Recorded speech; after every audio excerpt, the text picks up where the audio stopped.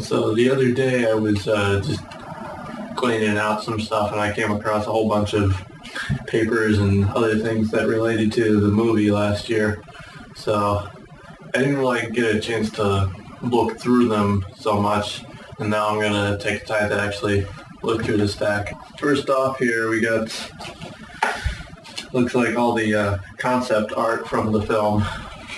This concept art number one, Nick's original introduction into the movie, but yeah, that did not end up being in the film. And the second concept art also did not end up being in the film. If I remember right, I think like a little more than half of these didn't end up being in the film.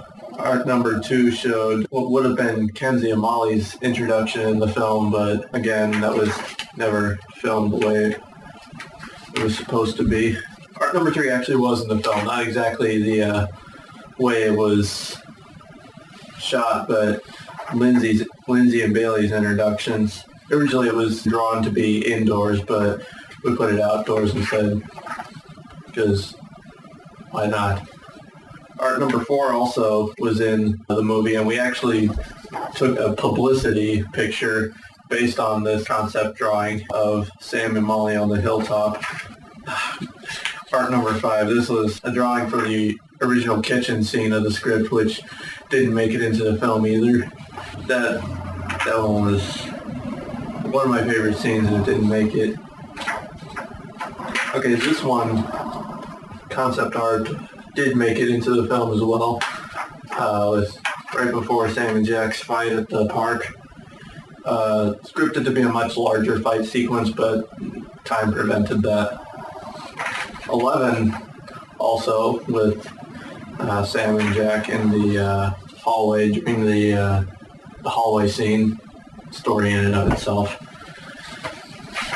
The scene when Sam takes the necklace, that's also in the film. Art number, it must be art 14. Yeah, that's art 14. I can't read my own handwriting. Art 14. I don't really remember what scene this one with either, but it was starting to show that Ryan was questioning whether to trust Sam or Jack. Now we're getting into the cool stuff.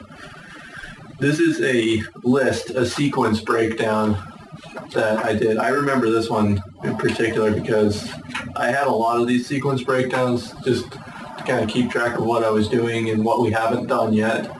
But I remember this one because I went over to Carl's house and we sat down and we were trying to decide what we needed. We knew we had to cut a lot of things, so we were deciding what we already have, what we needed to cut, and what could be cut and still create a linear story that would make sense. And this here was the cover of the script.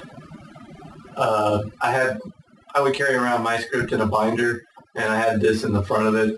It was an early drawing before all the roles were cast. I think it was colored after the roles were cast because I didn't initially visualize Lindsay with brown hair. Here's an alternate, a handwritten alternate exchange that I must have done for what would have been Kenzie's introduction into the scene. I don't remember doing it. I don't remember writing it out first, but apparently I did. Talks about, this is the one that talks about Taco Bell. See, at the time we were filming, there is a Taco Bell not far from where I live, and the parking lot of this Taco Bell was being remodeled, and so it was all dug up. You could barely get in and out, and this alternate exchange has them talking about it, and I really liked this one. I was ashamed that it didn't actually end up happening in the film. And speaking of the original drawing that went with my script, this is right here my original script from the film. It's got my character's name on it and my real name on it.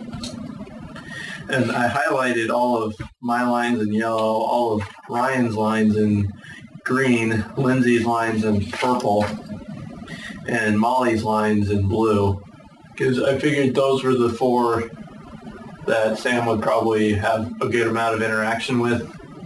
I probably should have highlighted Jack's lines. That would have Jackson Bailey's lines. That would have made a lot more sense.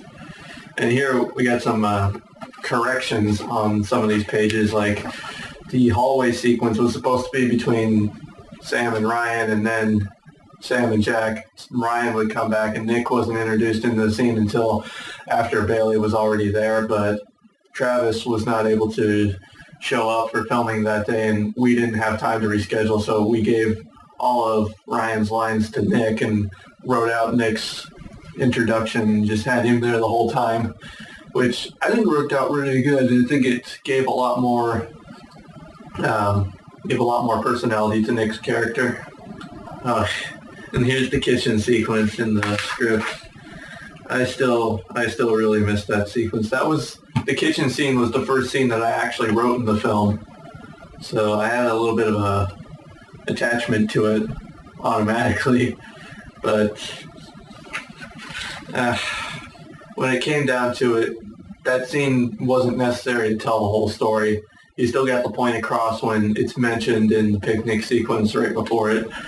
So, no, there's a lot of things in this script that never made it to the film. And it's kind of a shame. A lot of it was really good. I mean, that sounds bad when I'm saying it because I wrote it, but I do think this is some of the best stuff I've ever written, and I've written a lot of bad things. So when I write something good, I feel proud of it. This right here, this is a drawing that eventually became the film, because before it was a film story, I had just drawn it to be I had just drawn it as like it was going to be an actual comic series, but that never happened because I ended up making it into a movie. Here's some audition paper for Jack Weidman. Here's Ryan auditions and Lindsay auditions.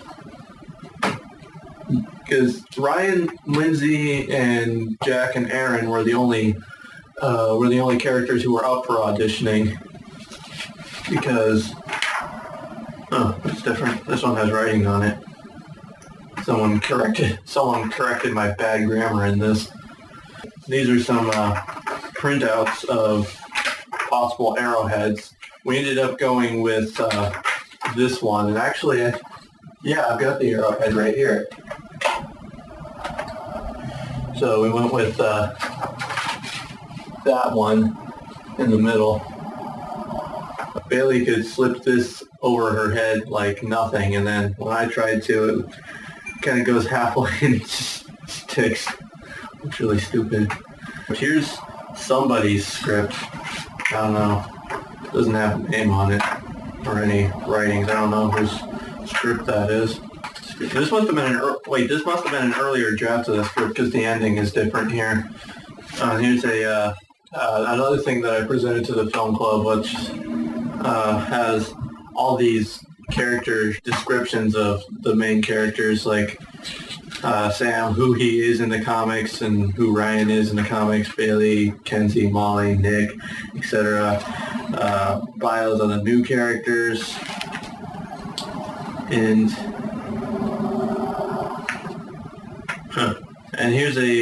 this is an outline of the original first draft. It has to be the first draft because it has the dream sequence. The dream sequence never made it past the first draft of the script. I have a handwritten note to them on the back. It says, "Note, this is a comedy. The gags aren't all in the outline because they need less planning than the serious parts," which was true. The movie ended up being more serious than originally intended. This is on this side is a film club flyer because we were still in school at the time, so we had this flyer to promote film club. We had so many left over from the club fair, but on the back page of it, I have written various things for scene 3, like shot 1, take 3, shot 3, take 10, shot 4, take 1, shot 5, take 6. Apparently I didn't even use shot 2. And so on. Shot 9 from behind catalog is shot 8, I shot 8, take 5, shot 10, cataloged as shot 8, take 6. Apparently there was a lot of miscataloguing in this scene. This is the alternate version of one of the scripts. The thing about the movie was, as we were filming, we were changing so many things, like on a... How's the best way to describe this? By the end, we weren't even using this script anymore. We had to just... I would type out a new version of a scene because of scheduling issues or things being written out that so you have to rewrite another scene, things like that. I would just have to provide everybody the script at that given day, and they would have a short period to just look over it, and then we would have to film it. That's not necessarily a smart way of doing it. Get everything nailed down before you start filming. And this is a prop. This was the ransom note from the film. I can see if I can still read it. I'm sure by now you realize what's going on. What's going on? What is that? Okay, that makes more sense. I think we both know what has to happen next. If you want to see her alive again, you will meet me at the old abandoned storehouses at 7 o'clock tonight. P.S. Don't even think about pulling any tricks, like calling the police or telling anyone before you get there. Otherwise, your worst fears will be realized. Of course, I ripped it up on screen, which was really stupid because that meant I had to use that take only. And it was the first take, so it was really stupid to rip it up the first take. So, destroyed the possibility of other takes. Gonna create a pile for props. This is the Tartan, which is the college newsletter for McHenry County College. And I used this as a prop in the film on Sam's couch with all the drawings because it has the headline here, Beatles versus Glee. I've done a lot of my videos around, especially in the 2010, a little bit into 2011, all had some obvious and some really kind of obscure Beatles references in them. This one was more of an obvious one. Here are some more things I made for Film Club to look at, like what Sam looks like in the series, what Bailey looks like, even though she's never ever worn that outfit. Ryan, who has a tiny head in this drawing. And that's the end of the pile right there. There's a lot of good memories in there.